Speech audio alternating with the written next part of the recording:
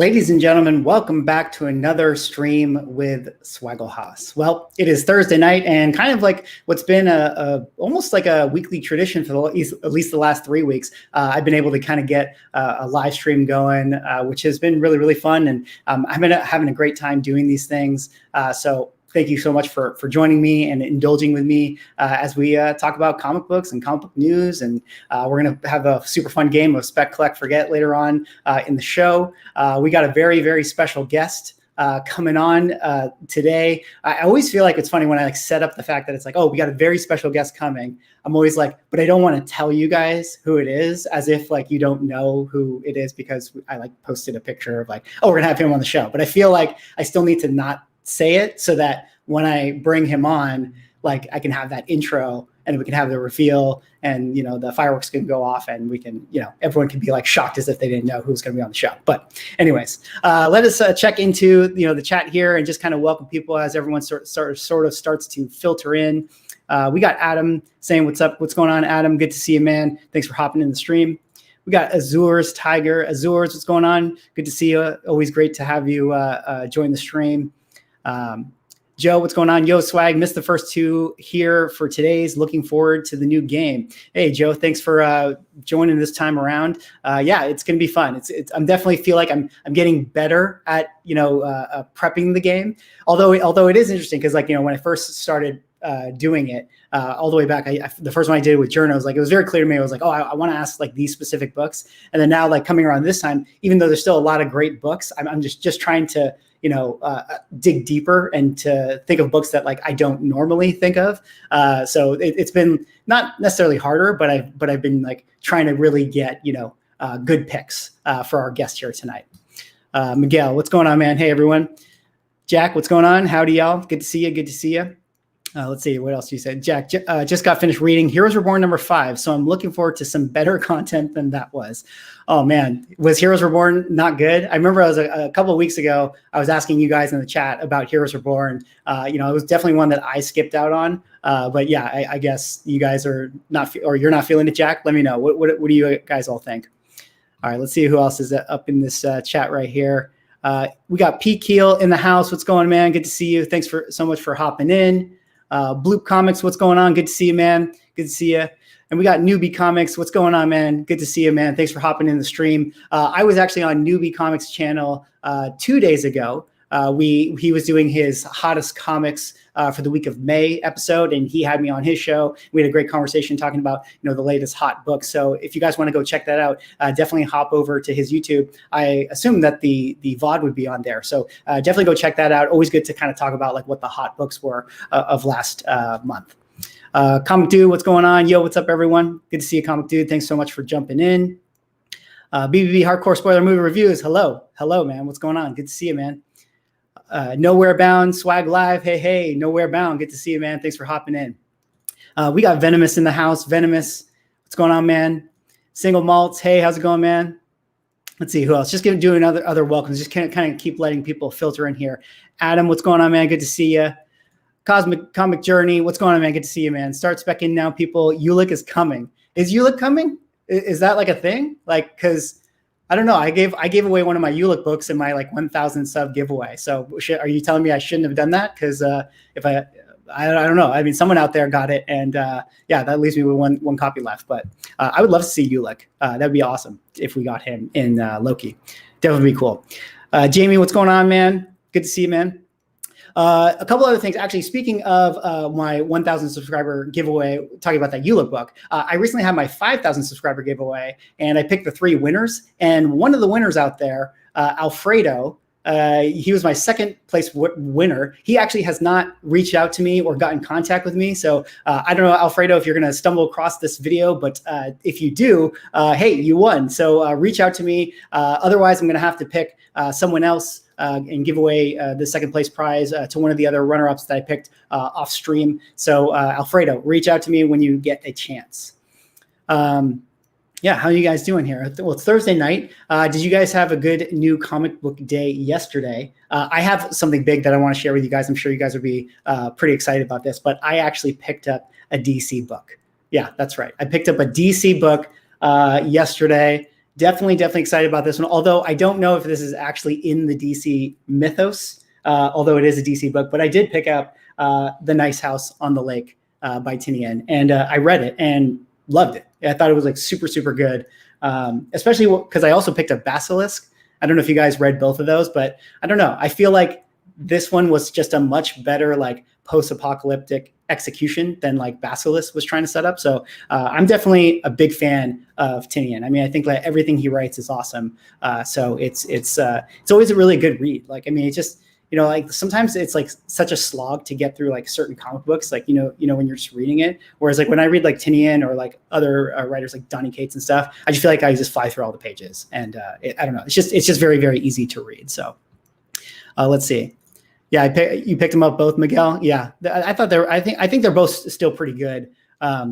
Jack, the booklet is fantastic. Yeah, definitely. Yeah, let's go DC. Yeah, Swagglehaus and DC. I know it's crazy, guys. I want to get more into DC overall.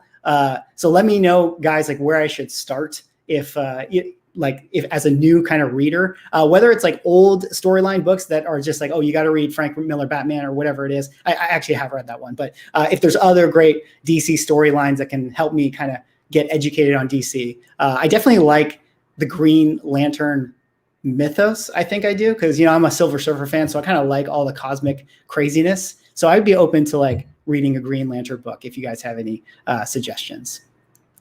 Luke, what's going on, man? What up, Comic Horrors? Good to see you, man. Thanks for joining tonight.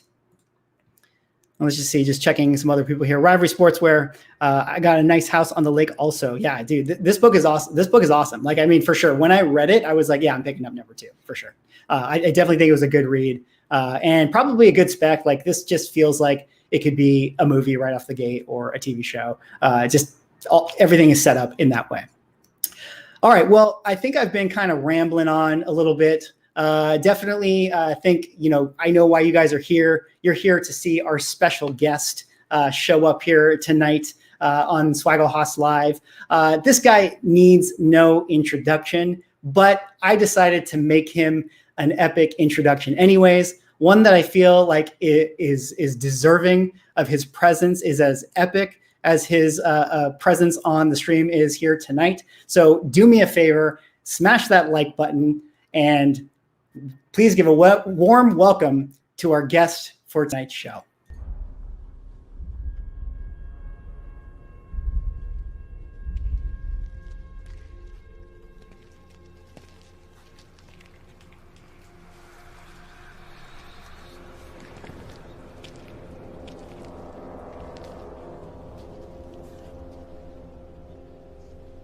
Nice.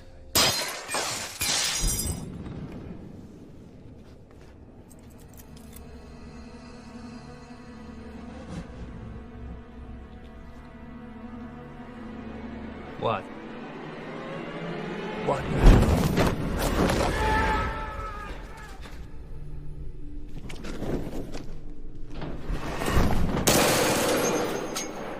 Better check it.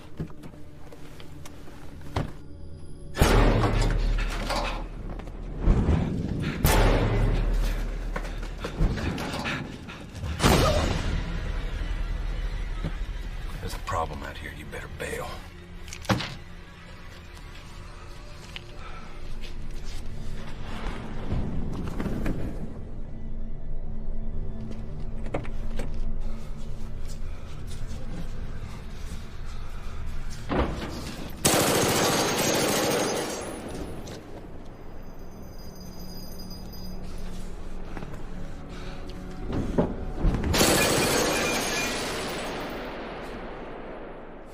Where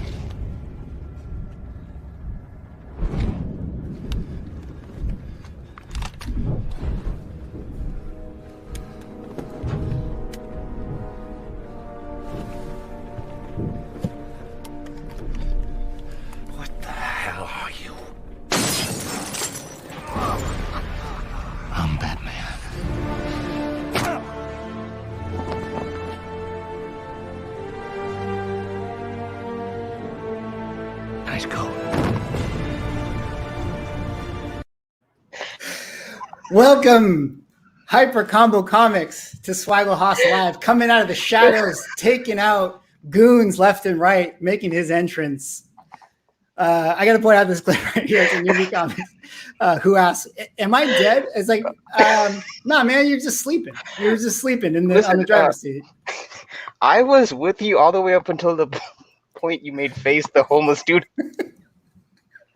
I was like, I got to make the homeless dude somebody. And I was thinking to myself, I was just like, I don't know, this face got to get a cameo in here somewhere. Oh, that was beautiful, man. I mean, I almost feel like leaving your stream and just coming back just so you could play that back all over again. Dude, I'll tell you what, I'll clip it for you, and you can have it as your intro for when newbie wants to play you on at some point. Dude, if ever I do a job interview, I'm playing that intro before I do like a Zoom session. Yeah. I got a shout out here, Dan saying, Swagglehaus, don't encourage him. I can see Hyper's head swelling from all the way over here in the West Coast. Oh, yeah. My hat was getting kind of tight, man. Dude, I was actually kind of worried because you were talking me up pretty big. I'm like, dude, calm down. It's like, you're going to disappoint these people. Nah, man, no, people aren't disappointed. They're excited to have you on, man. Thank you so much for hopping on the stream tonight. Definitely appreciate it. I'm sure everyone out there is, pretty much aware of you and what you've done in the YouTube community with newbie comics and even your own channel and on Instagram and everything like that. But in case there are those out there who are not familiar with your comic book content, why don't you take a moment to just kind of introduce yourself and say hello and tell us who Hyper Combo Comics is. Yeah, well, hi everyone that joined this live stream, and I appreciate you guys for coming in to see me talk comics with Swagglehaus. So the name's Hyper Combo Comics. I've been mostly in the IG game before I started the YouTube thing. I mean, probably I was doing IG comics for maybe like a good part of 2 years. And I really only started doing YouTube, I would say, during this past fall. And that's only by encouragement by some of the members in the IG community when they were seeing me post up some books. And then they were like saying, hey, man, you should. Because I think I posted something on IGTV, like an unboxing video. Right. And that kind of got Newbie Comics, that kind of got the attention of guys like Newbie Comics and Sith Lordly. And they were actually the ones that kind of, because I was always kind of a bit, I've had some reservations about going on YouTube because I guess my preconceived notions of YouTube's where, when you see some of the, when you look at videos and then you see some of those negative comments, that's kind of like what I think of when I initially thought of YouTube. So I didn't think that it was going to be a very positive space for me to kind of be in, but it's been quite the opposite, man. Like ever since I joined YouTube, I forged a lot of good friendships, which I probably wouldn't have, had I not joined. And it's been a learning experience. Like I know that Newbie showed like my first appearance on his 2K giveaway video, and I cringed, man. It's like, and look, it's still, and I'm still trying to improve, but like, I do like the progression that I'm kind of seeing, and it's only through the help of the guys that I'm with, like Newbie, FaceTime, and Keys, and just the other channels that I've been in that have given me the spotlight. I'm just appreciative that they kind of gave me a platform to kind of show who I am, just like you right now. I mean, yeah, I'm seeing some new faces in the chat that that never saw me before, and vice versa. So it's always appreciated when the community kind of takes a chance on me. Yeah, well, the community is definitely lucky to have you for sure. And I have to say, because I had Newbie on last week. He recently hit 2K subs on his channel, and you're definitely a big part of that for sure. I mean, always making appearances on his channel. So I got to give a congratulations to you as well for that. But you kind of have your own sort of YouTube content, and definitely like people have been talking in the chat. Definitely go sub up Hyper Combo when you get a chance. Go sub up Newbie when you get a chance, and find these guys on Instagram and everything. I just got to say a quick shout out. What's up, Como? Good to see you, man. Thanks for hopping in the stream. So Hyper, tell me a little bit about you as like a comic book collector. Like, when did you kind of start getting into comic books? What was the first comic book you bought, if you remember it? What's kind of like your quick origin story, if you will? So I mean, there's been breaks in between. I wasn't like a consistent comic collector throughout all my life. It was like, I think the first comic I ever got was back in grade 3 or grade 4. It was Jim Lee X-Men issue 11. Mm. It's the classic one with Wolverine on Yeah, the the front. Wolverine one. Yeah, that's a good one. It's definitely one that like I feel like is kind of hot recently. See, the thing is, I thought so too, but I'm still finding these in the back issue, and I actually found one recently in the dollar bin that I picked up, and that's and right now there's no actual spec on it, but it's just one of those, because it's, you never forget your first, right? So Right. it's just like, no matter how many copies I have, if I find that in the wild for a cheap price, I still scoop it up. It's just one of those things that I'll just probably stack and stack and stack, and for no other reason, it just has some sentimental value to it. Yeah, for sure. Because the original copy I had was so ratty, because I wasn't really exactly keeping my comics in the best of shape, that I actually had to throw it out. And so all these copies are pretty much like, they're not the first copies. For sure. I mean, that's how I feel. I mean, my book that I was like super into was Darkhawk #1, and so like every time I see it, I have to buy it. Except not as much recently, because now it's actually like $20. Yeah. So I'm like, I don't need it, whatever. But again, I'd sell all my copies except for the one that I know is my original one. Like, so even though that one is not, I still have it, but it had a dog ear fold in it, like when I rediscovered it years later. So it's definitely not like near mint, but it's the one that I care about the most. Yeah, and I mean, it's not like you're going to be selling it or anything. So I mean, who cares if it's like not a 9.8 or anything like that? I mean, this is just going to be for your own personal collection, anyways. So yeah, for sure. And so, I know that the meme kind of on Newbie's channel is always like, you have a couple comic videos, but you don't have too many or whatever. But you do have a YouTube channel. So I guess I have to ask the question, when did you start your YouTube channel? Kind of what was like the impetus for wanting to start a YouTube channel? Because one thing to like be into comic books and collect, and then it's another thing to be like, I'm going to like make content around it. Okay, so the thing is, the YouTube channel that currently is under Hyper Combo Comics wasn't actually a comic channel to begin with. I just started a YouTube channel first to upload replays of my gameplay in Street Fighter 5 on PS4. Whenever I played some online matches, PlayStation had an option where you could save some of the clips and upload it onto YouTube. Obviously, I was cherry picking. I only uploaded the battles that I actually won. I didn't really put the ones that I lost. Yeah, that's the way to do it, though. Yeah, I mean, you gotta build the brand, with a highlight reel plays. Yeah, it's a very skewed representation of my skills in Street Fighter. But so I mean, that's kind of what the channel was for a bit, just some clips, and then only once I started going on YouTube, then I figured, okay, let me put some content of my own. And look, the reason and the running joke, like you said, is I only have 2 videos currently on YouTube. And I think I've come to a realization. I think one of the hurdles for me about, I guess, producing content is it's the editing and all that. It's just like for me, that's still a bit of a learning curve. So I come to the realization that maybe I might have to start just doing live streams first, and then do, I guess, recorded content after the fact. Yeah, because the 2 videos that I have, I think I have one recorded, which is in a CGC, which is an unboxing, and I did a CGC unboxing with the guys Newbie, FaceTime, and Keys. That was my live stream. Right. Yeah. Yeah, I mean, it is definitely like a little bit of a learning curve, and it takes a little bit of effort. But hopefully, I think the key, especially when you start, is to just like build it in a way. At least for me, it was to build it in a way that felt like really low barrier to entry as far as like editing and all that stuff is concerned.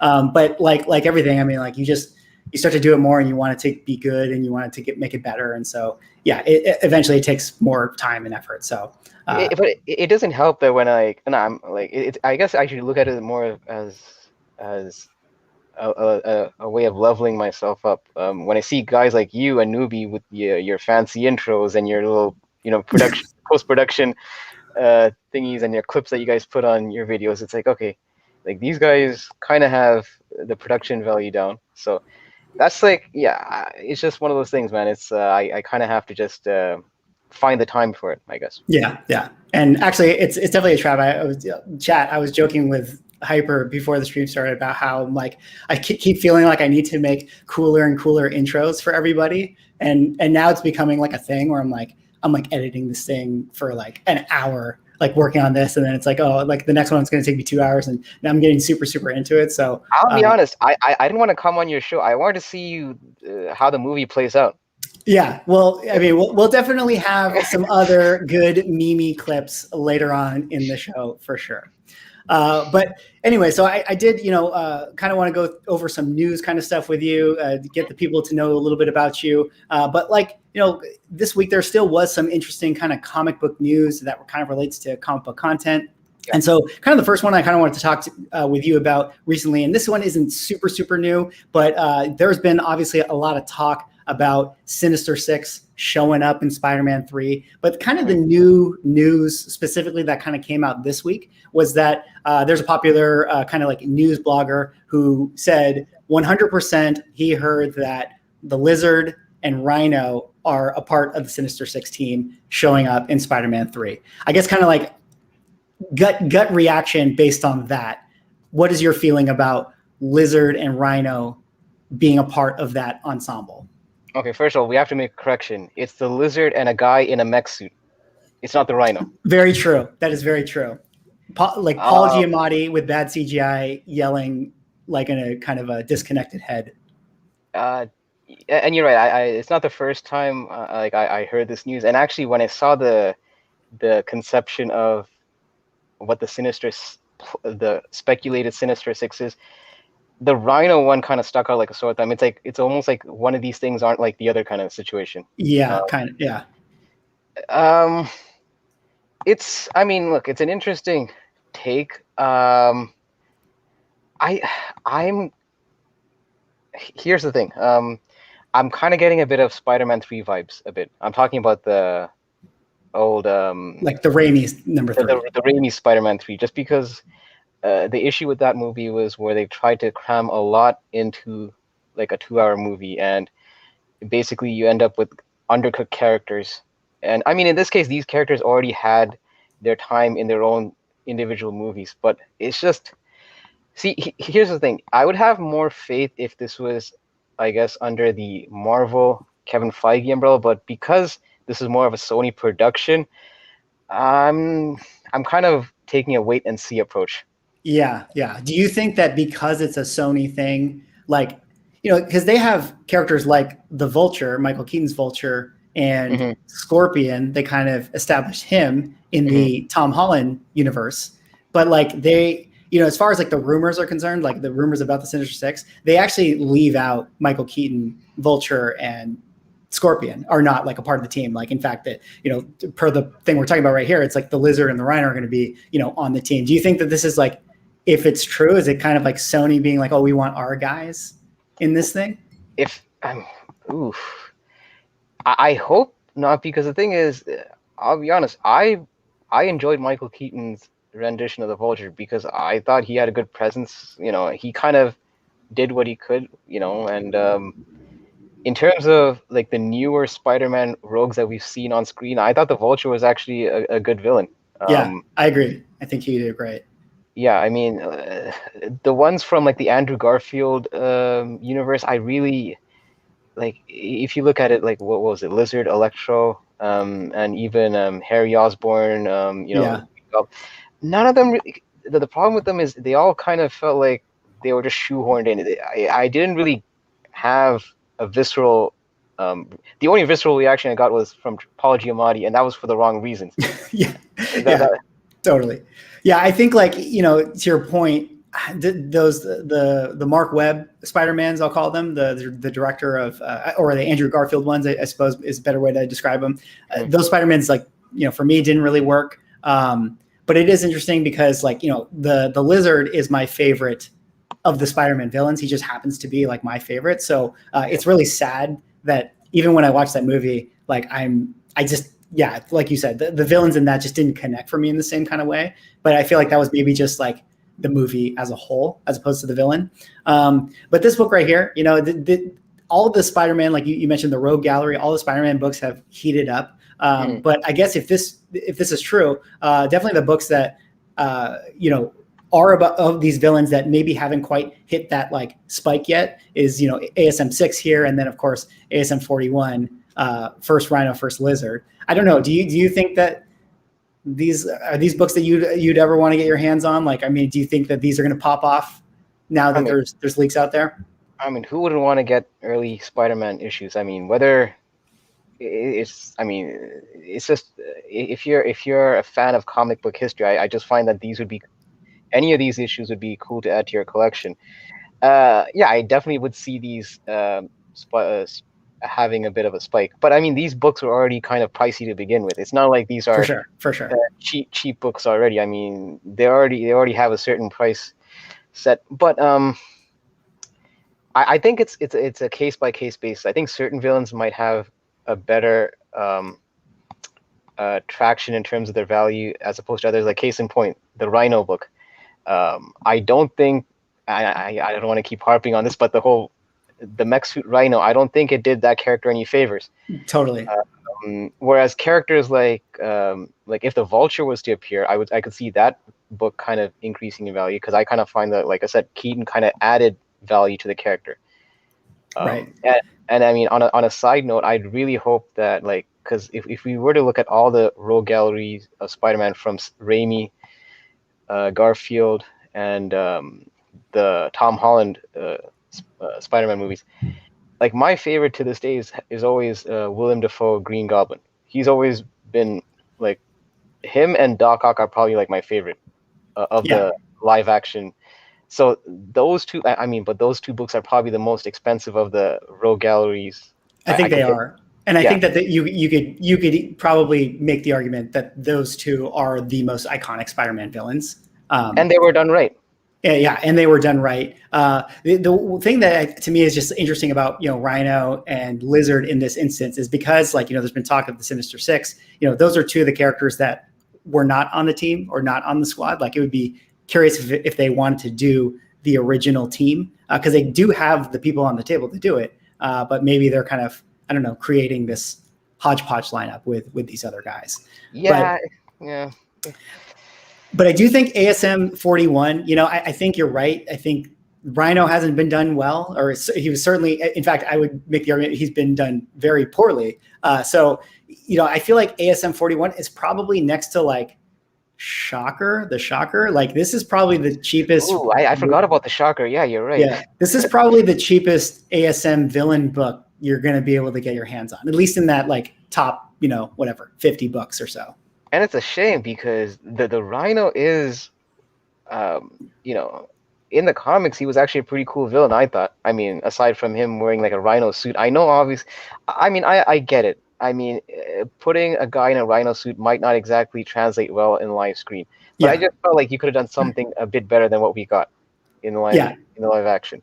I totally agree. I actually want to address Bloop Comics' point about it's true that Willem Dafoe had a mech suit as the Green Goblin, but I will just argue the fact that I think Willem Dafoe just being Willem Dafoe kind of made that character, stand out. Yeah, for sure. What's going on, Comic Forward? It's good to see you, man. Thanks for coming in the chat. I think it's interesting to me because the one thing that's crazy is like Willem Dafoe, that mech suit, that was like 2000, what, like 3 or 4? That was like 2002. Yeah, and that suit looks better than the Rhino suit. Like the Rhino suit feels like this came out of like 2008 or whatever, but it's actually like 2014. It doesn't feel that long ago. I mean, we were talking like Winter Soldier year, Well, the thing is, the Willem Dafoe suit, at least it looks like a functional suit, right? That and the thing is also, like I said, he had the whole Jekyll and Hyde thing down pat. The Rhino suit looks like he should have been in a movie like Pacific Rim instead of Spider-Man. Yeah, for sure.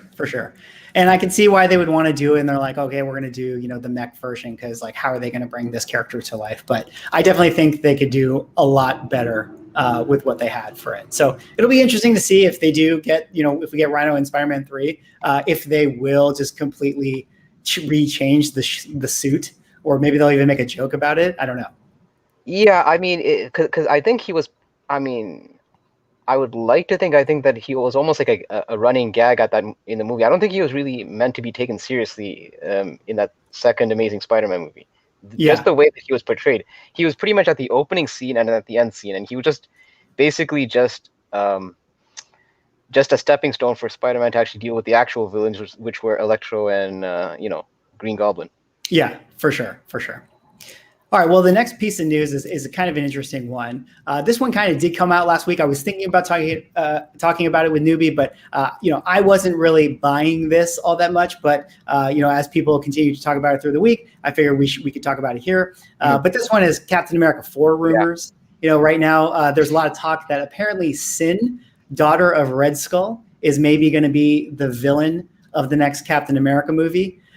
This is one that, to me, I think is interesting. I've always spec'd on the Serpent Society as villains that could show up in the MCU at some point. I think that, I don't personally know too much about Sin as a character, but that could be kind of cool if they somehow bring it up. But what's your feeling about this rumor? Like, are you buying this? Are you going to put 5 on this one? Like, what do you feel about this one? It's just that, like, especially when a movie's that we don't even have a release date for Captain America 4 yet. So the fact that we're already getting rumors about villains and all that, it's hard for me to kind of put my house on it, so to speak. Yeah. I think the only thing that's giving this rumor a bit of credence is the fact that I don't know who the guy is, but apparently the person that broke the news has a good track record of actually breaking previous Marvel spoilers or rumors that actually came to fruition. I think that's the only reason that people are kind of running with this one. Right. I just feel like anything, because here's the thing though, also plans change. That's the other thing. Nothing's ever set in stone. I mean, you could have concepts and ideas, and for all we know, this actually could be a character that is on the table. But again, we don't have an actual release date yet, and maybe, I don't know if the chat or you could answer me this, have they actually started production on Captain America 4? I do not believe they have. But to your point, though, I had heard, and again, we never know what the actors are talking about or how much they're lying or whatever. But it was like, apparently after Falcon and Winter Soldier, the Anthony Mackie mentioned like he found out about Captain America 4 like the rest of the world did. Like he had no idea, right? Yeah. So to me, I'm just like, the fact that someone could know the rumors of Sin being the villain of Captain America 4 feels like they probably just announced this movie. Like I doubt that there's even a script or even a treatment being done for this. So I'm a little sus on this, but since we are speckers and talk about comic books, of course the two first appearances that you guys may want to have your eyes on is this one right here, Captain America 290, which is the first Mother Night as they called her. Yep, there you go, you got it right in front of you. And then the other one here, Captain America 16 from the Brubaker run. This is when she actually takes up the name, I believe, as Sin, from Mother Night. So those are the two spec books. This one I think is really interesting because, like, obviously when we had Falcon and Winter Soldier, and every time I'd visit the Captain America bin, I'd be diving through, like, looking for all like the whatever, like 323 and 354 and all those books. And this is one that I certainly passed over this, like, I don't know, 6, 7, 8, 9 times. But definitely could be an interesting book if it's if you come across it. I don't know if you already had yours or did you just recently get it? No, because actually I got to give credit to Newbie on this one because just to kind of circle back, we do like a spec portion on our Sunday show, and Newbie actually mentioned this, I forgot how many months ago, as a possible character to look out for, and so during one of my LCS's Facebook claim sales, people are claiming other books, and I had enough, and like no one was claiming this book, so I had plenty of time to just snatch this up for $6. Yeah. Because this is like, I guess no one was really talking about it, and I know between this and Cap 16 is right now getting more love, but I know this is someone posted a post on IG where this is also kind of creeping up in value. Recently as well. I think it's like $30 US at the moment. Yeah, for sure. I mean, I definitely think with regards to this rumor, these two books seem to be the ones that are getting like the most traction in the market. And it's interesting. I mean, maybe there's truth to this rumor if we're following the breadcrumbs and seeing what storylines were pulled from for Falcon and Winter Soldier. Certainly, they took a lot of Brubaker inspiration. They took a lot of Mark Gruenwald inspiration, which is the Captain America 80s run. So. I don't know, could be interesting, but feels like pretty early in the process for anyone to kind of have heard any leaks about this character. Okay, so even if, okay, for the sake of argument, let's just say this is something that is to be like the case, that the villain is going to come. I don't know if I would still pay top dollars for this, because first of all, it's a villain, and also it's a Captain America villain that's not exactly, I don't consider this like a first string villain. Yeah. So this would be a character that I could see only being a one and done. Look, her father is a lot more popular than she is, and he basically was in Captain America 1, and then he started doing his best Darth Maul imitation in Avengers Endgame. That was his role. Right. So, right. And for sure, like, it just feels like does it make sense for her to be the villain? Like, does Red Skull or her, does she like have any problem with Sam Wilson outside of the fact that like she's whatever, just be like an evil villain? But it's not like she has any history like with Sam Wilson, unlike Steve Rogers, she would with Steve Rogers. I don't know. Yeah, because in the Brubaker run, it was her contention was with Steve Rogers. I don't even think Sam Wilson was even in the picture at the time. Yeah, he only came later on. So I guess this would be an original storyline that Marvel and Feige would produce. For sure. All right. Well, the next piece of news that I kind of wanted to throw your way, of course, is this one right here. Of course, we got the Eternals trailer that came out recently. There's a lot of hype around that, a lot of talk around that. But in the release of the trailer, I believe that there was also a toy line kind of leak. And in the series of toys that kind of came out with regards to the Eternals movie, one of them, I think, was the Thanos one. I believe this is the image right here. So there's people kind of connecting the dots. Now, obviously, if you know about the comic book and the storyline of the Eternals, you would know that Thanos has a connection to, the Eternals, as, them being like, he's related to them and he has like part of the deviant gene, etc. But what's your feeling right now? Like, do you feel like we would see Josh Brolin make an appearance as Thanos in this Eternals movie? I hope not. Because, full disclosure, I think Thanos was probably my favorite Marvel villain in the MCU. Yeah. Having said that, here's the thing about when Marvel creates moments like they did in Endgame, like with the final battle. And because keep in mind, Thanos was built up from 2012 when he first appeared in the first Avengers movie. And he has had cameo appearances in other movies like Guardians of the Galaxy before he actually made his appearance in Infinity War in 2018. So that was like a 6-year buildup. And then, he met his demise in 2019. So it felt like Marvel already had an arc set for Thanos where he was introduced and then he kind of had his end. And, I don't know if you saw Endgame in theaters like on opening night or like close to opening night, but when we were there, like, those moments, like, it got you. It's like, with Tony's Stark, doing the snap and then Thanos, evaporating. I feel that if you bring him back, it kind of negates some of those moments that we felt in Endgame. Yeah. It's even if he was brought back as a flashback, I wouldn't want to see that either. I feel like he's had his time in the sun. Let someone else kind of get the spotlight.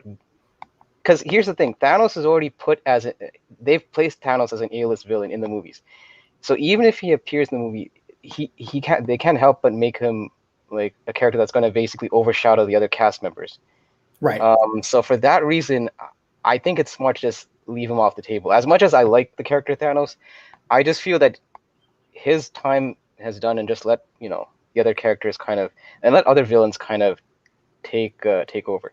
Yeah, I think you're right. I mean, I feel like obviously I don't know Kevin Feige, but based on like interviews and stuff, him talking about wanting to have the Infinity Saga be kind of its own saga, the fact that they didn't have like an end credit scene after Endgame, just feeling like this was that chapter, we're wrapping it up, and this is kind of our new chapter, and like I think you're right. Like it doesn't feel like they would want to bring Thanos into it. As cool as it might be for us to see him, even if it was like a flashback or whatever, it feels like bringing back Thanos is a play that they're going to want to pull out of their sleeve years from now, if the MCU is like hurting for revenue or whatever, and they want to like get a bump or something. So I think you're right. I think there might be mention of Thanos in name because obviously he's just connected to the Eternals, but I'm not so sure that we're going to see him actually make an appearance. It's like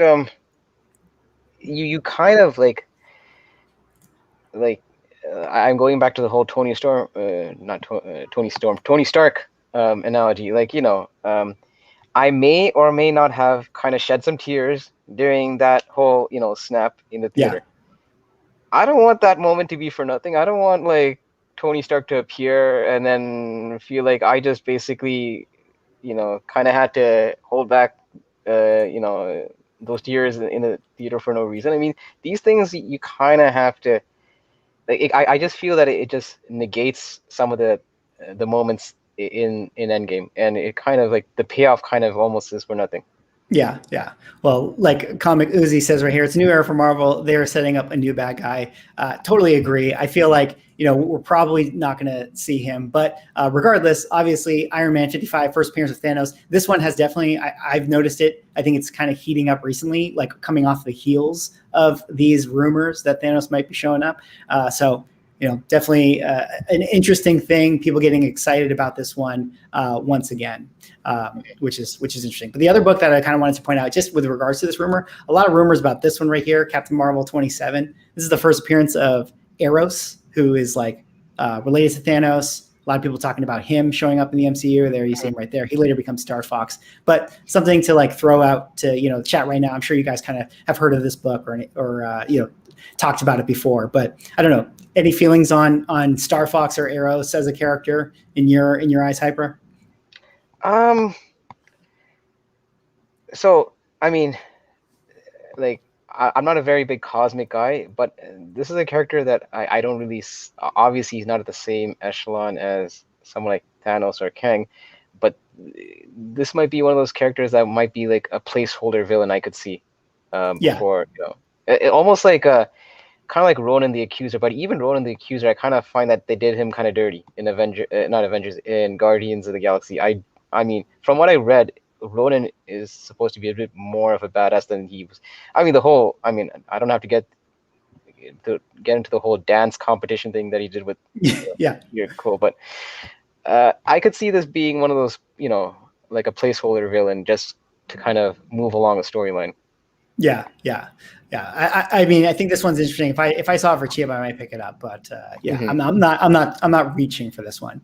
Bob Chair Collector, there's beauty in putting characters and stories to bed. Keep Steve Rogers old, keep Tony Stark dead, and games nothing about their emotional impact. Yeah, I totally agree with that. But I think that at some point we're going to get them back in the MCU.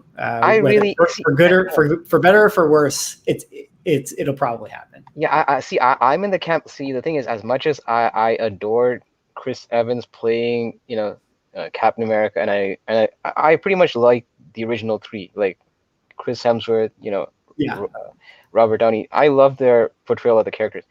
Having said that, I just feel that the only way you're going to be able to build up the new characters in the next phase of the MCU is you kind of have to let them.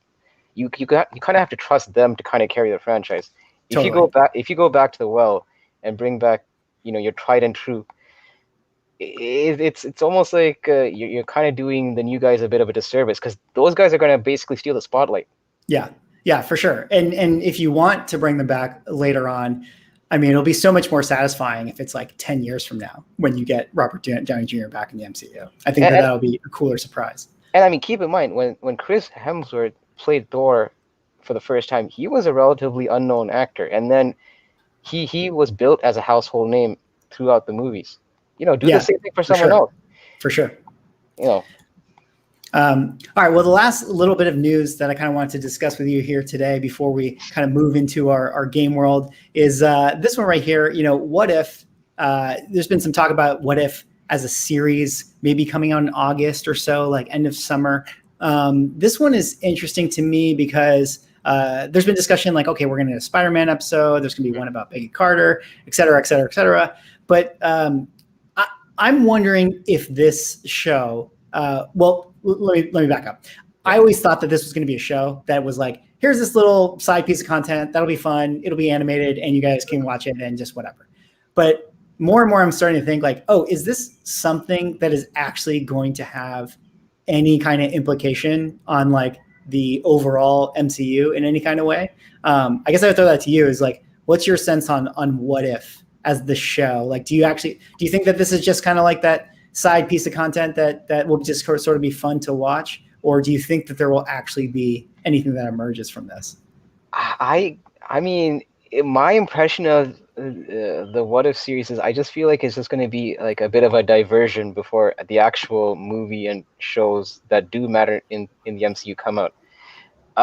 Personally, I mean, I do have What If books, the original volume and some volume 2 in my collection, but I'm not paying like top dollars for these on the basis that, you know, these books will be hot or anything. It's just like, because these are all, you know, to put it bluntly, they're just like one shots for the most part. I mean, I know that there is some of these What Ifs do have a few issues that do have a bit of an arc, you know, with the Watcher and all that, but for the most part, they're all meant to be considered as a self-contained story, and they're just little fun deviations of, like, you know, scenarios that you normally wouldn't see play out in the movies. And and this platform kind of allows you to kind of, it's almost like a sandbox for creators to kind of play with these characters in scenarios that they wouldn't normally be in.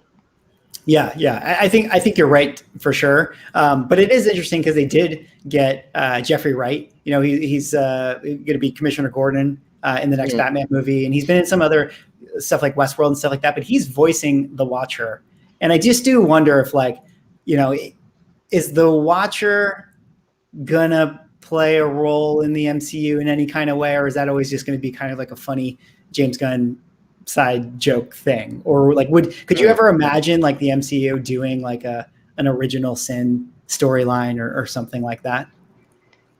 Yeah. Okay. So I mean, I can see the Watcher possibly shifting over to the MCU because he is kind of like that overarching character in the What If series. I gotta give Blue a shout for that. What if Mephisto is actually in the MCU? I can't wait to watch that episode. Yeah. I mean, I don't know, man. It's I'm not sure what to feel about the, because I wouldn't know how the Watcher would fit into the MCU, like where he would actually have his place. Yeah. I mean, do you think that they would would they play out the Silver Surfer, Galactus, Watcher, Fantastic Four storyline as the comics was? Like, maybe the Watcher is going to warn, or I actually haven't read the comic, but maybe the Watcher is going to play a role in that. Could you imagine them doing that? Oh, you mean he'd be kind of like, I guess, the conduit to bring in like the Silver Surfer and Galactus? You mean into the MCU? Yeah, like kind of in the way that the comic book did it in the Fantastic Four. Yeah, I mean, you know what? Okay, when you put it that way, I could see that being a plausible idea because I think with the rumor, not the rumor, I mean with the pretty much the confirmation that the Fantastic Four will be coming to the MCU, I think you can't have the Fantastic Four without Silver Surfer or Galactus. So that actually could be a possible way of bringing them in because, I mean, the Watcher will obviously be in the What If series. So if anything, probably the only ramification that will come from that series is the character of the Watcher. Yeah.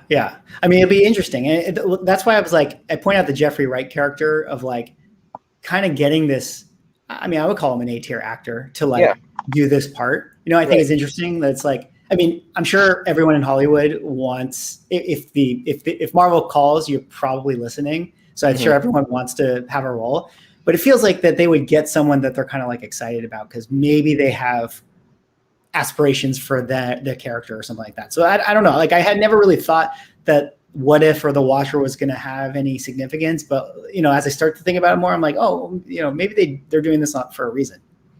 Yeah, I mean, I honestly didn't entertain that thought until you kind of brought it right now. Yeah, I mean, it's definitely not a bad way to bring in Silver Surfer and Galactus if it's through the Watcher, and like you said, we already know he's coming into the What If series, so yeah, it's almost like a nice transition. Yeah, Comic Journey agrees. If they bring Galactus, they will have to bring in the Watcher. Bottom tier, isn't the Watcher already in the MCU just real casual? I mean, yeah, they had that Easter egg in the James Gunn movie, but they might, I don't know, they might redo the Watcher. Joe saying Stan Lee was the Watcher. I thought that was like a cool fan theory that they never confirmed, and like he kind of is the Watcher, but at the same time, I feel like that's one that if they actually want to have the Watcher be a character, they'll just ignore the fact that Stan Lee showed up. Yeah. That I mean, and also I mean, Stan Lee. I mean, is past, so we can't exactly. Yeah, exactly. That'd be a hell of a magic trick if you could bring Stan Lee back to the MCU. Yeah, for sure. Well, just to show it, just in case you guys haven't seen What If #1, I don't know if there's going to be any books that take off from the What If series, but why not, I guess, What If #1, if not for any other reason that this is the first one. So what if Spider-Man joined the Fantastic Four? So I don't know if you want to pick up this book. The only What If series that I could think of that really has heated up, and it's not even because the What If series, it's that What If Jane Foster. Yeah. And which are you on team? This is Jane Foster's first appearance, or are you on not team? This is Jane Foster's first appearance. Actually, chat. Are you guys on team? Does the What If Jane Foster appearance count, or is it the Jason Aaron one that is the one? See, the thing is, I personally think the Jason Aaron one counts because the other one was more of a hypothetical situation. It's not an actual. But I mean, this is one of those situations where it's like I could argue that it's. To me, it's Jason Aaron, but the market clearly has decided it's the What If. But personally, I feel that because the Jason Aaron run, she was actually in an actual storyline, and it wasn't like some hypothetical situation. I just find that is her true first appearance. Yeah, I feel on that. It's almost like the same thing. It's like I kind of liken it to almost like if you had like a dream sequence, like if a character had a dream sequence, and that this character donned an outfit. Does that make it his first appearance kind of thing? Yeah.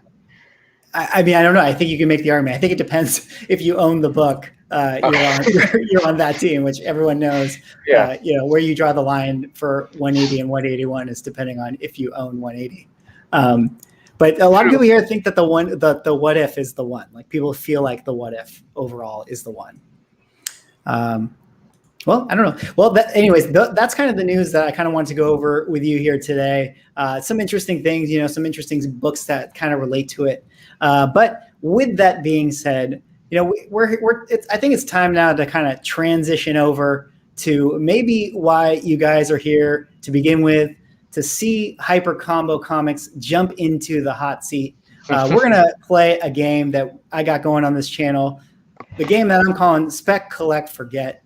A game based off of the F, Marry, Kill game that people play when you're in high school or whatever it is. Now, Hyper, I know that you have certainly sat on last week's show with Newbie, so I think you have a sense for the game. But just in case you forgot since last week, have you ever played F, Marry, Kill, and do you know what the rules are? I mean, I played it like not recently, but yeah, I know the rules of the game. But definitely not with comics. Yeah, well, for those in the chat who don't know, or for those who are maybe watching the VOD, later on, F, Marry, Kill is a game where you play with your friends. You name 3 people. Usually, it's like 3 crushes. Like you can name 3 celebrities: Rihanna, Beyonce, Lady Gaga, and then it's up to you to pick which one of those you would F or screw. Who you'd hook up with, which one you would marry. Put the ring on it, and then which one you would kill. So that's kind of the game. So we're doing kind of the comic book version of this. And this one's going to be that I'm calling Spec, Collect, Forget. So the F in this instance for Spec is actually going to be, the F is going to be Spec for the purposes of our game, which is, you're going to take that book, you're going to spec on it, you're going to flip it, you're going to put it on eBay, you're going to make some money on it. The collect here is going to be our Marry. That one's going, into the PC. You're keeping it in the collection, and you're taking that one to the grave. The forget is the kill. You're setting that one ablaze. You're sending it to Mephisto's realm, never to be seen again. So with each of these slides, I'm going to show 3 books, and then it's going to be up to you to decide which one you're going to spec, collect, forget on. And then chat, this is where you guys come in. We're going to need your participation, your help. After Hyper says his picks, I want you guys to kind of let us know what you think you would have done by basically saying, putting a 1 in the chat if you think Hyper got it right here, putting a 2 in the chat if you think Hyper got it wrong. Now, there's no answers because, you can pick whatever you want, Hyper. I mean, this is your show. It doesn't matter what you pick, but there will be judgment, I think. And so in the chat will definitely let you know what they think. But hey, that's why it's the hot seat. So listen. I already told you this prior to the show that I don't have I got into the comic book collecting game very late. I was it's only been 3 years since I actually really started getting into collecting comics. So I can tell you right now, I'm probably gonna make some choices that are probably gonna piss a lot of people off, and I'm gonna love it because I'm gonna get these comments after the fact tomorrow morning. I'll check the comments on your YouTube channel, and I'm sure I'll probably get oh, what do you Hyper's a fool and all that. So I can't wait to get those comments. It's good. No, I think everyone. It's all in love. It's all in fun out there. People they hit 2 and it feels like it's an aggressive 2, but sometimes it's also just a soft 2. Hey, not how I would have done it, but I get your pick. All right, well, let's get into the game here, and let's dig right in. So, Spec, Collect, Forget. First round here, we got some 90s books here. Got to start it off on the good old copper. We got New Warriors #1. We got Punisher Warzone #1. Who can forget the die-cut cover of Punisher Warzone? And we got Sleepwalker #1, the not nearly as cool Darkhawk character that was made in the 90s. Spec, Collect, Forget. What are you feeling, Hyper? Let us know in the chat what you guys are feeling for this one as well.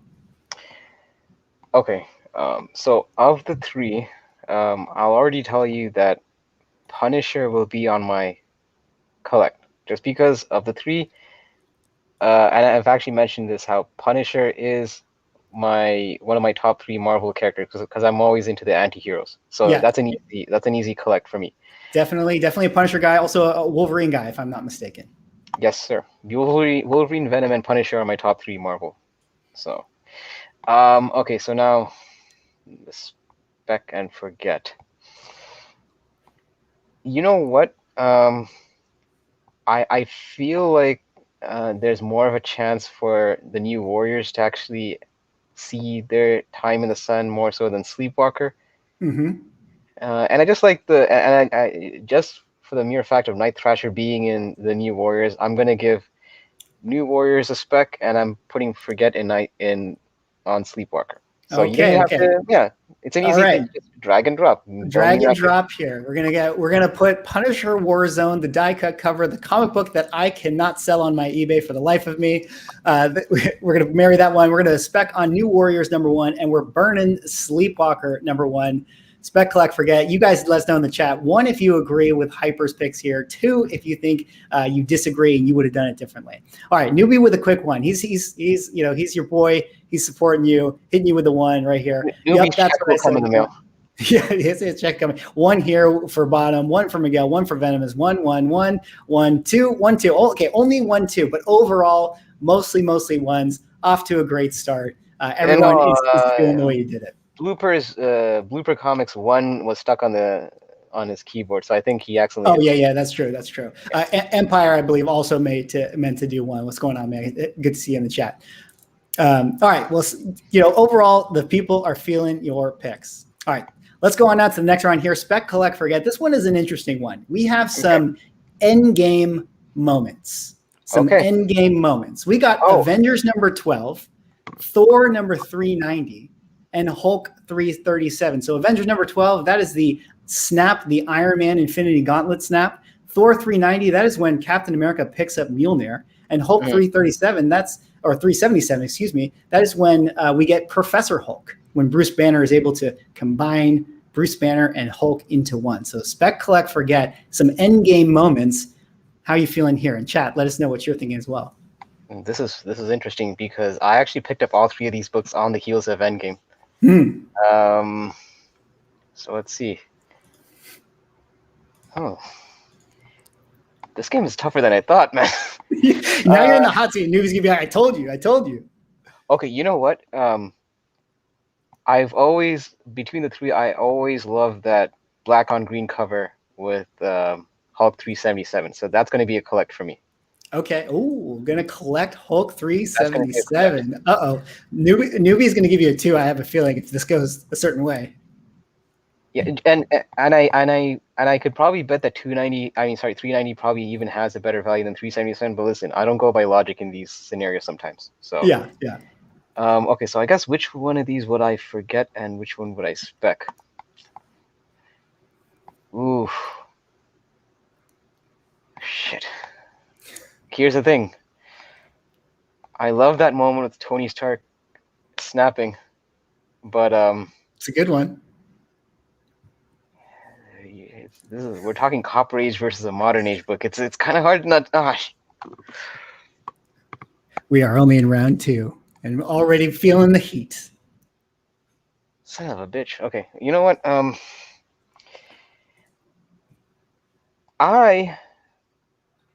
You know what? I'm gonna put okay, I'm gonna put Spec on Thor 390.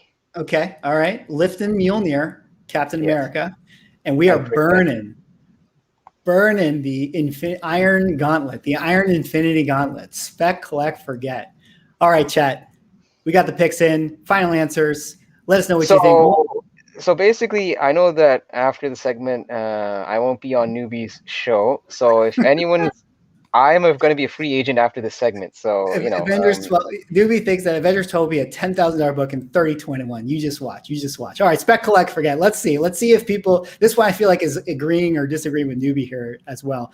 We got some ones here. We got a 1. We got Comic Dude with the 1. Nowhere with the 1. We got they all flew by. Comic Uzi with the 1. Adam with the 2. Newbie with the 287. I think that's an emphatic 2. We got more ones. 1 with the bloop. 2. Oh, this one is mixed now. We got an influx. Ones. I'd say that this is actually 70% 1. Maybe. I'm actually surprised. Yeah, I think a lot of people are actually feeling you on this one. I mean, I think I'll say this: it feels like Professor Hulk we're maybe not done with. So maybe people kind of agree with you that Professor Hulk has the brightest future here. So I don't know. And I wasn't even going based on that. I just like that comic just from a cover perspective. That was purely the reason I picked that. I wasn't really specking on the fact that Professor Hulk has a brighter future. It's just that that was just and plus I actually have the 3rd print of that book, which is one of the ultra rare ones. Yeah. Well, moving on to the next round, those were our endgame moments. Now we got that was round 2.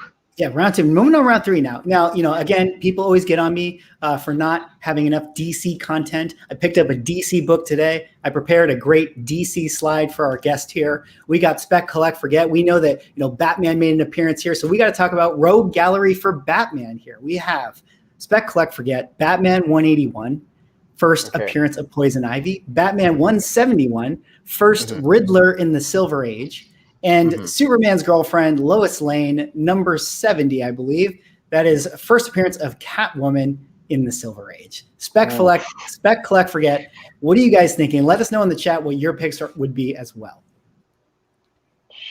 Okay.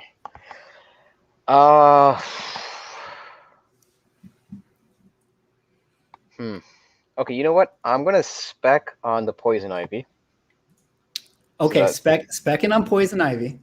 Just because I feel like there probably is going to be plans for her, and just based on how things have been going in the comics, I feel like of the 3, I think Poison Ivy seems to have. I mean, these are all legacy characters, but I just think Poison Ivy is a better spec than the other 2. And I am going to marry Catwoman, specifically the Michelle Pfeiffer one. Oh, marrying Catwoman.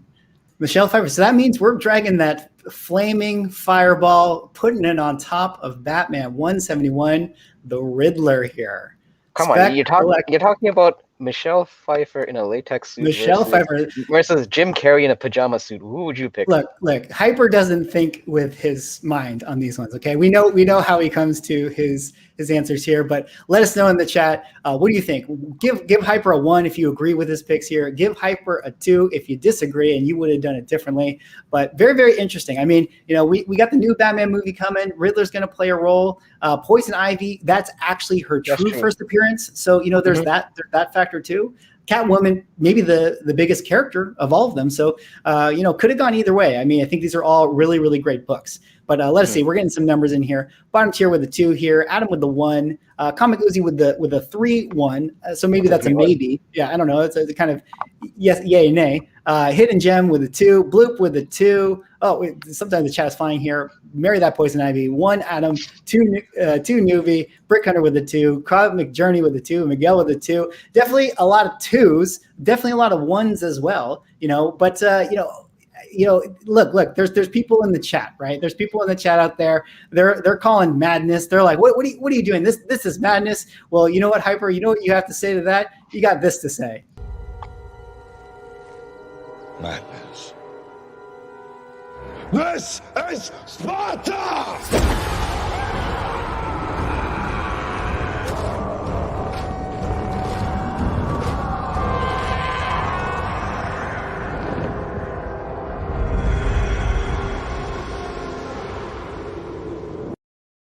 I just like how you have these clips ready to go.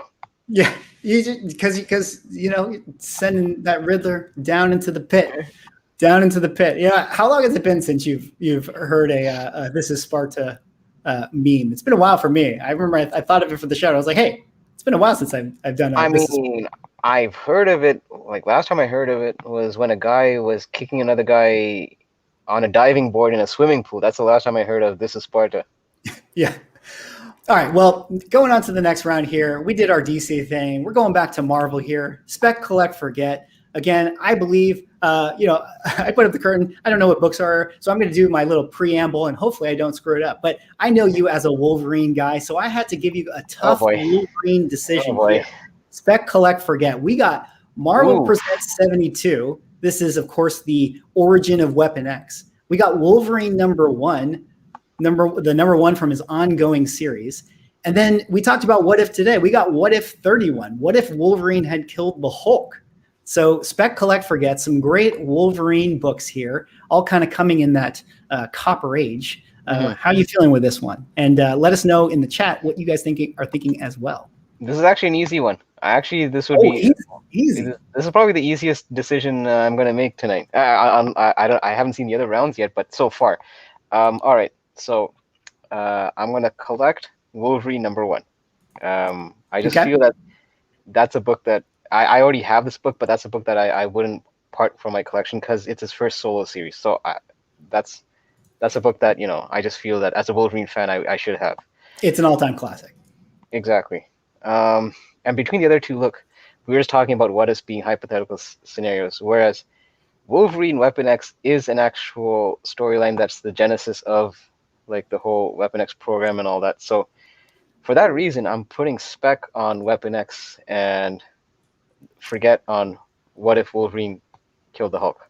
Burning the What If, Specking on Weapon X, thinking we might see that in the MCU, and marrying Wolverine #1. Chat, you know the drill. Let us know what you think. 1's in the chat if you think Hyper got it right here. 2's in the chat if you think he got it wrong. But I feel like, just based on what some of the people were saying, even in the pre-picks, I think that they're going to definitely agree with you here. Wolverine 1, Swag's no number one book. We got some 1s here. We got an emphatic 1 from Hyper. We got 1. We got 1s with the nowhere. Comic Dude with the 1. Lots of 1s. Bloop with the 1. Only 1, 2 here. Yeah, definitely people are feeling your picks here. Definite 1 from Vancouver Comic Junkie. Good to see you, man. So, the people are definitely feeling your picks. No love for the What If series. And hey, it's going to be okay. You don't need a cover with Wolverine and Hulk on it because you're one day going to get a different cover with Wolverine and Hulk on it. That is the dream. That is the dream. Moving on to the next round. Let's see if we can spice it up a little bit if that last round was easy. Spec, Collect, Forget. We got some 1968 books here, some interesting 1968 books. We have Doctor Strange 169. This would kind of be, the first Doctor Strange kind of ongoing title book here. We got Incredible Hulk 102 coming off the heels of Tales to Astonish. It would start his kind of ongoing run. And we got Iron Man and Submariner #1 finishing up the Tales of Suspense and Tales to Astonish series in their one-shot in 1968 that would lead on to their ongoing run. So some great Silver Age books here from the 1968 year, probably the best year for comic book covers, IMHO. Let me know what you think here. Spec, Collect, Forget, and let us know in the chat what you guys would do as well. Okay, so right off the bat, listen, I enjoyed the Doctor Strange movie, but I always, in terms of where I ranked him in terms of my favorite Marvel hero slash characters, he to me he was always like a C or a B or C character. So Ooh, for that I'm gonna put Forget you're on gonna Doctor Strange. burn the Doctor Strange book off the bat. Yeah. Like I said, I still enjoy the movie and I still love him as a character, but when you compare him with the other characters you have on screen, he kind of plays second fiddle for me. Yeah, for sure. And man, between the two, shoot, I know that Iron Man Submariner is an iconic cover. So is that Hulk. But I'm a bigger fan of Hulk than I am of Iron Man or Namor. So collect on Hulk. Collect on Hulk. We're specking on Iron Man Submariner, because between the two, I'd probably flip the Iron Man, and I'd actually want to keep the Hulk in my collection. Definitely, for sure. Definitely, for sure. Let us know in the chat. One's in the chat if you agree. Two's in the chat if you disagree. But as the numbers kind of come in, I thought it was really interesting. Bloop, you had mentioned that there because Hyper was confronted with these villainous books, but right out the gate, he was not scared of this guy. He pulled back to his video game roots, and he knew what to do with that Doctor Strange book right away. This puny mortal will be no problem. I'll crush him in one blow. All right. Let's dance.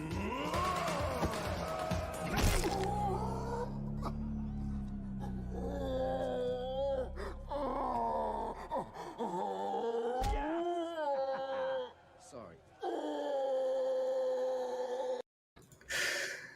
So newbie's Raiden. I love it. Yeah, just taking it to Goro right off the bat, right there.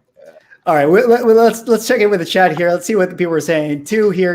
I think Newbie had a 2 as well. He did not like that. Even though in the clip I had him agreeing with you, but he did not agree with you in real life here. 2, 2, 1, 1, 1, 2, 1. Different clips here and there. Excuse me, clips. I obviously got clips on the mind. Different answers here and there. 2 and 1s, 2s and 1s, all up and down. I'd say about 50%, but that's not a bad thing. Definitely.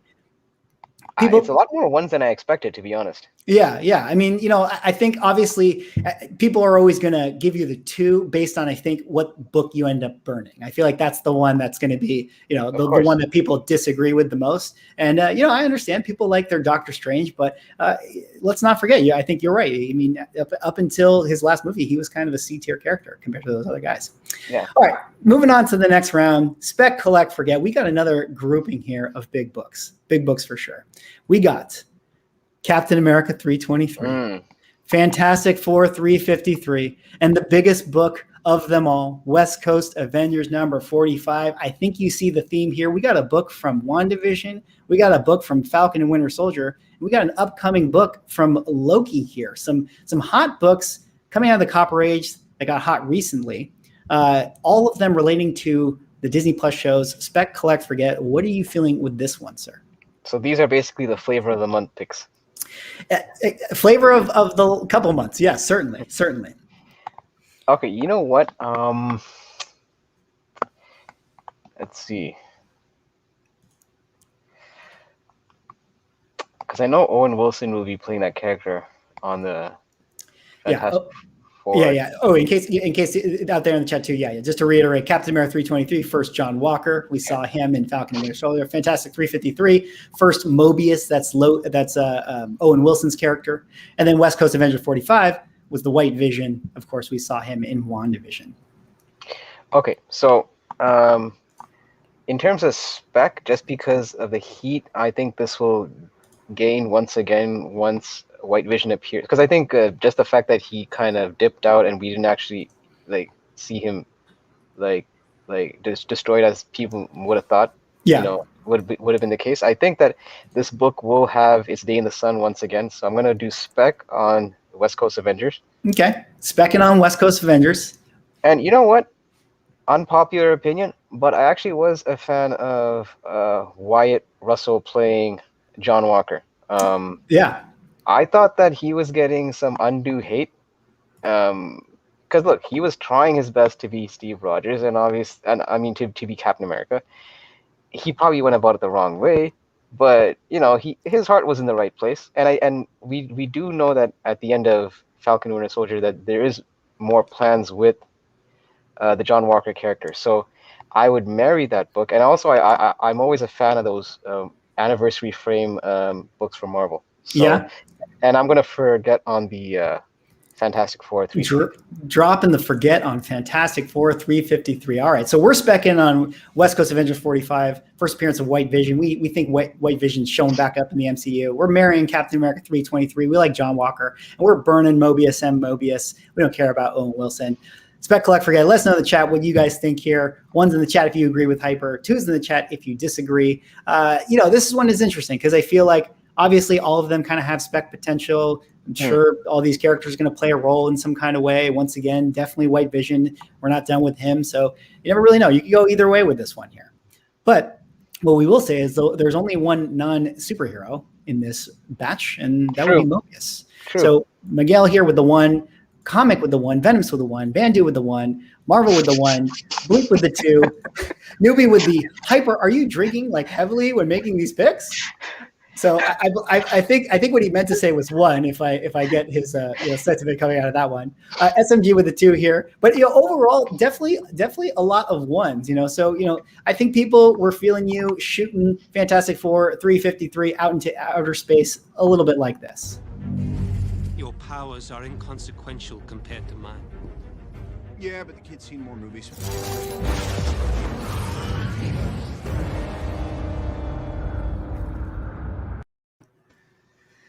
No love for Fantastic Four 353. Send it into space. Hey newbie.